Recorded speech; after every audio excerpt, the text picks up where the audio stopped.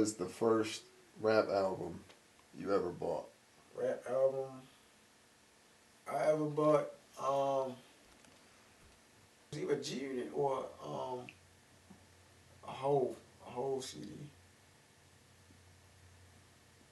Between that and the Black album, I don't remember exactly. I remember, I was young. I never really paid for CDs until I got in like elementary school, like in the fourth and fifth grade or something. That's when I really, I might have bought a CD or something. And what year were you born in? I was born in '93, so. Oh wow. Yeah, yeah. So people that's older than me, they probably looking like this nigga bought a G Unit like this. Fuck. They probably going crazy right now, but it is what it is. Yeah, I was born in '93, so. Okay, so a lot of rappers nowadays that are kind of, I guess, falling off, I guess you could say, or some that are just looking for extra pocket money, Right. are going on reality shows. So if, say, Love and Hip Hop approached you and said like, we want to do a show, we want you to be on the show. Yeah. What would it take to get you on the show? Or would you even do it? I would do it. I mean, it's definitely a good experience. I mean, I feel like you would get a lot of exposure out of it. You know what I'm saying? Because you got a lot of people, especially women, they love that type of. Me personally, I don't like none of that stuff. Yeah. I can't watch Love the Coach. I said Love the Coach. I'm sorry. Love and hip hop and shit. You know what I'm saying? That ain't me. You know what I'm saying? I watched probably the first ones they had with Flavor Flav and I think they had another one with New York, and after that I was done. I ain't even care no more because it was it was so repetitive. Yeah.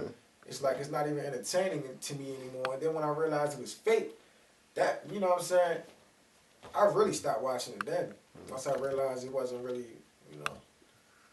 But yeah, How much would it take for them to? How much money would it take for them to offer you to get you to do it? I mean, to be honest, I would do it for the experience. Okay. You know what I'm saying? Just for the experience, just to do it. You know what I'm saying? Just to be on the show, you know what I'm saying? They wouldn't have to pay me much, you know what I'm saying? But, so to the people that do that, I definitely can't knock them. That's exposure, You on national television. Okay, so with your music, do you have a team behind you, correct? Right. Okay, so how big of a role do they play in your whole music? Oh, they huge. To be honest, I'm not shit without my team. You know what I'm saying? We all work together to achieve a common goal, which is to make it big. You know what I'm saying? And yeah, big salute to every last one of them. Every last one of them. To the artists, to the guys that's managing. You know what I'm saying? Putting, it's like I had to realize, in this industry as coming up as an artist, like you can't really, you're not gonna be able to do this like by yourself. You gonna definitely have to have a team behind you. You can't do it by yourself. That's like a basketball player a star player trying to win a championship by himself. You gotta have a team with him. There's no way you can get that ring without no team. You know what I'm saying? So I'm learning that. Do they let you know, like, when you're recording, like, would they let you know if something sounds bad, or would they just be like, I'm gonna be honest, they don't really have to say that because I'm already know. I know when I sound bad. I'm not gonna, like, I don't know. I done had a couple times, when I done recorded some shit and I just be like, I don't like it. Like, most of the time the stuff that they don't like, I'm gonna know. Cause like, if I record something and I got people in there and they sitting in the background, and if they all going crazy, like, oh yeah, that verse was hard, whoop-de-whoop. Okay, yeah, I know for it. Like, and I'm feeling it, I'ma know. If I record some shit, I ain't really feeling it, they all quiet in the background, it's just like, you gonna know, like, you know what I'm saying? It's like you gonna get that vibe that the song, you know what I'm saying, or what you just laid down is not really all that. You know what I'm saying? I mean, so if you were recording and right. Everything was going good, and would they say something like, oh, instead of saying this, you should say this instead, type of stuff. Would you Oh, I mean, like? they Would you would. like take that into consideration? I definitely like take stuff into consideration. Like if people got an opinion on something, I definitely like to hear it. You know what I'm saying? To get an outside perspective of it. But I mean, at the end of the day, it's my work, so it's like I'm gonna definitely have a final say on it. Of course, like you know what I'm saying, if I want to add it in or not. But I mean, I guess I roll with my gut. You know, if I feel like it sounds good, I'm gonna put it in there. If I think it's whack, I'm gonna be like, you know, I'm gonna be like, man, I don't know. You know what I'm saying? I'm gonna be like, I ain't really feeling it too much. I'm gonna let them know. Recently on the pit fights, Uh, you had Lil Nay versus Ron. right. Yeah, that was a good battle. How do you feel about? Did you get to watch it? Man, I'm gonna be honest. That battle was dope. Like I can't even think of no other word. Like when I actually watched the battle, you know what I'm saying? Like Nate being my homeboy, you know what I'm saying? Somebody I really rock with. I'm Kind gonna of be honest. biased. He even said it. It was a good battle, yo. I'm going into the battle thinking he just gonna trash him compared to what he did to these other guys. It was a good battle. It was a really good battle. But I feel like when they got into that last round and they started saying I think it was, you know, I think it was the last round, if I'm not mistaken. But they started dropping some personal stuff. Yeah. When I seen the look on I think it was, what's his name, Ron? Yeah. When I looked on his face and I seen like when he said that personal stuff, how his face was, I was like, I think Nate might have edged him out on that one because it was neck and neck until then. Yeah.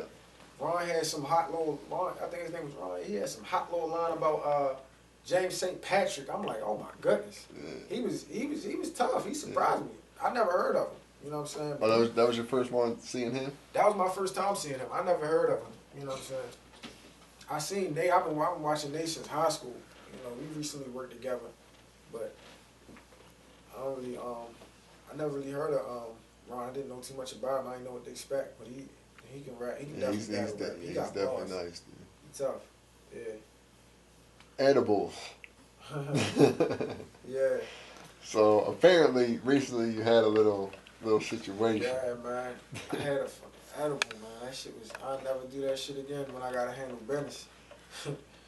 Yeah, I had a fucking edible right before. Like that's why, like you know what I'm saying. To anybody that's watching this interview and don't know what's going on, I was actually supposed to do this interview not too long ago, but I had a motherfucking edible for the first time. And I didn't know what to expect. So I got a little annoyed, you know what I'm saying? And I was like, it was crazy. I was still at work when I had it. So it was like, I left work early as I don't know what, Cause I couldn't stay in there like that. Like, and then when I got in the house, I was geeking. Like, I was tripping. Like, I think Did you know it was an edible though? I know it was an edible. But at the same time, I didn't know how strong it was. You know what I'm saying? Yeah. They told me it had like a body type feel. Man, it was all mental. There wasn't no body feel. It was all mental. Somebody lied to me, like, you know what I'm saying? I don't know, you know what I'm saying? Was that your first one or was that was it my first one ever. You know what I'm saying? last one? I was too annoyed to take to do an interview like that. It was crazy. Like, I went in the house. I think I started watching Friday or something.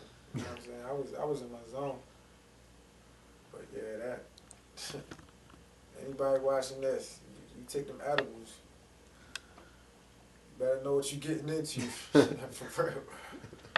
Don't eat no whole bunch of them. You better take little small pieces at a time. So from somebody who doesn't smoke, period, really,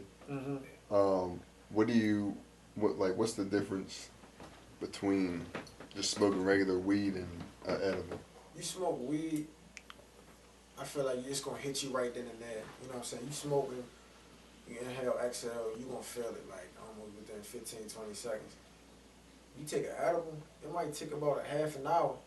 But I tell you this, when that half an hour pass, you know, it's gonna kick in like motherfucking Luke. That shit ain't no joke. It's gonna hit you like, I remember I'm gonna be honest, I deal cards, so when I was on the table dealing cards, I just stopped and then I looked and I'm like, I think this bitch just kicked in. Like, yo, I was tripping.